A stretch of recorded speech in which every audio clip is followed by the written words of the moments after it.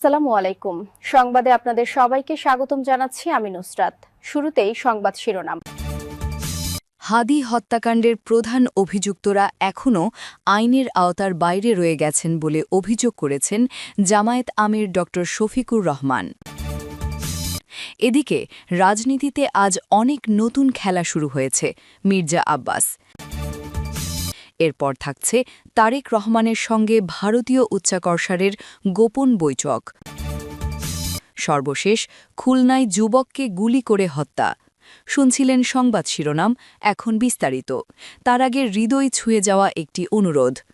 আজ যদি বেগম খালেদা জিয়ার নামটি শুনে আপনার বুকের ভেতরটা ভারী হয়ে আসে, যদি ভোরের সেই খবর একটি দীর্ঘ অধ্যায়ের সমাপ্তি আপনাকে নীরবে কাঁদায়, যদি মনে হয় এই বিদায়ে শুধু একজন মানুষ নয়, একটি সময়, একটি সংগ্রাম, একটি ইতিহাস বিদায় নিল, তাহলে আজ একটু থামুন। কমেন্টে শুধু লিখুন, আল্লাহ তাকে জান্নাত নসিব করুন। আর যদি আপনি চান তার জীবনের গল্প ভুলে না যাওয়া হোক, তার লড়াই বিকৃত না হোক, তার অবদান নীরবে মুছে না যাক, আর ইতিহাস যেন মানুষের কাছেই বেঁচে থাকে, তাহলে অনুগ্রহ করে চ্যানেলটি সাবস্ক্রাইব করুন। সাবস্ক্রাইব মানে কেবল একটি বাটন চাপা নয়, এটি শ্রদ্ধা জানানো, স্মৃতিকে ধরে রাখা আর সত্যকে নীরবে পাহারা দেওয়ার এক ছোট্ট অঙ্গীকার।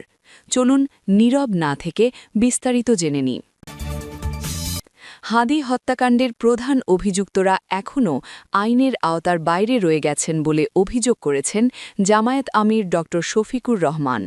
শহীদ শরীফ ওসমান বিন হাদি হত্যাকাণ্ডের মামলার অভিযোগপত্র দাখিল হলেও এর প্রধান অভিযুক্তরা এখনও আইনের আওতার বাইরে রয়ে গেছেন বলে অভিযোগ করেছেন বাংলাদেশ জামায়াতে ইসলামীর আমির ড শফিকুর রহমান।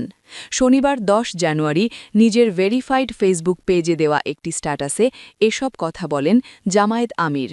ড শফিকুর রহমান তার স্ট্যাটাসে বলেন, আমাদের অত্যন্ত স্নেহের সন্তান এবং রাজপথের পরীক্ষিত সহযোদ্ধা শহীদ শরীফ ওসমান বিন হাদির ইন্তেকাল আজও আমাদের ব্যথিত ও ক্ষুব্ধ করে।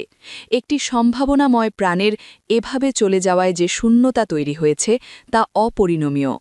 অত্যন্ত দুঃখের বিষয় এই যে মামলার অভিযোগপত্র দাখিল হওয়া সত্ত্বেও এই বর্বরিত হত্যাকাণ্ডের প্রধান অভিযুক্তরা এখনও আইনের আওতার বাইরে রয়ে গেছেন বলে অভিযোগ করেছেন। আইন শৃঙ্খলা রক্ষাকারী বাহিনীর সক্ষমতা ও দায়িত্বশীলতা নিয়ে প্রশ্ন তুলে তিনি আরও বলেন, অভিযুক্তরা দেশের অভ্যন্তরে আছে নাকি সীমান্ত অতিক্রম করেছে সে বিষয়ে অস্পষ্টতা বা বিভ্রান্তিকর বক্তব্যের সুযোগ নেই।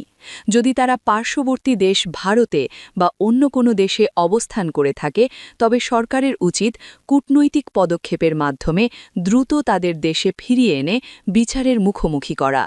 একটি স্বচ্ছ, নিরপেক্ষ এবং গ্রহণযোগ্য তদন্তের মাধ্যমেই কেবল প্রকৃত সত্য উদ্ঘাটন সম্ভব উল্লেখ করে জামায়াত আমির সতর্ক করেন, অন্যথায় বিচারহীনতার সংস্কৃতি জনমনের রাষ্ট্র এবং আইনি ব্যবস্থার প্রতি গভীর সংশয় ও হতাশা সৃষ্টি করবে। একজন শহীদের রক্তের প্রতি যথাযথ সম্মান প্রদর্শন ও ন্যায়বিচার নিশ্চিত করা রাষ্ট্রের অন্যতম প্রধান সাংবিধানিক দায়িত্ব। তিনি বলেন, আমরা দীর্ঘহীন কণ্ঠে বলতে চাই, শহীদ ওসমান বিন হাদির আত্মত্যাগ বৃথা যেতে দেওয়া হবে না। আমরা আশা করি সরকার ও প্রশাসন জন আকাঙ্ক্ষার প্রতি শ্রদ্ধাশীল হয়ে অবিলম্বে দৃশ্যমান ও কার্যকর পদক্ষেপ গ্রহণ করবেন। এদিকে রাজনীতিতে আজ অনেক নতুন খেলা শুরু হয়েছে। মির্জা আব্বাস। বিএনপির স্থায়ী কমিটির সদস্য মির্জা আব্বাস বলেছেন, রাজনীতিতে আজ অনেক নতুন খেলা শুরু হয়েছে। অনেক ছেলে এই খেলায় যুক্ত হয়েছে। তারা বিভিন্নভাবে প্রচার করছে বিএনপি নাকি আওয়ামী লীগকে আশ্রয় প্রশ্রয় দিচ্ছে। তিনি বলেন, বিএনপির জন্ম হয়েছে জাতীয়তাবাদী ভিত্তির উপরে। জাতীয়তাবাদ ছাড়া অন্য কোনো চিন্তা বিএনপি করে না। শনিবার বিকেলে রাজধানীর ডিপ্লোমা ইঞ্জিনিয়ারিং ইনস্টিটিউট মিলনায়নে diploma engineering association of Bangladesh আয়োজিত বিএনপির প্রয়াত চেয়ারপারসন বেগম খালেদা জিয়ার রুহের মাগফিরাত কামনা করে একটি দোয়া মাহফিলে তিনি কথা বলেন।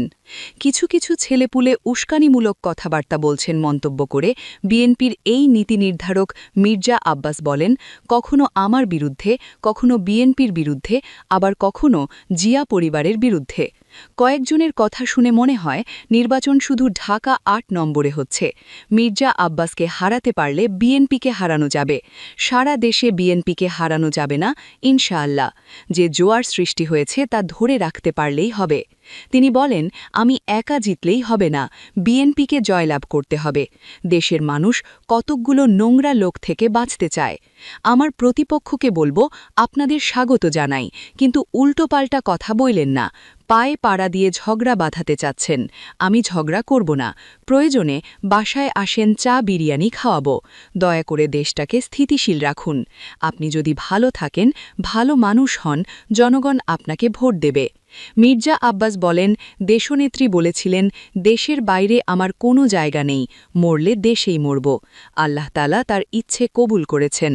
প্রয়াত খালেদা জিয়াকে এক কাপড়ে বাড়ি ছাড়া করা হয়েছিল। বিনা চিকিৎসায় তাকে মৃত্যুর মুখে ধাবিত করা হয়েছে, তবু উন্নত চিকিৎসার জন্য তাকে দেশের বাইরে যেতে দেওয়া হয়নি। আজ ভাগ্যের সুপরিহাস, খালেদা জিয়া বীরের মতো বিদায় নিয়েছে, আর শেখ হাসিনার জন্য নির্মম ভাগ্য অপেক্ষা করছে। আর যারা আওয়ামী লীগকে আশ্রয় প্রশ্রয় দিচ্ছেন, তাদেরকেও প্রতিরোধ ও প্রতিহত করতে হবে।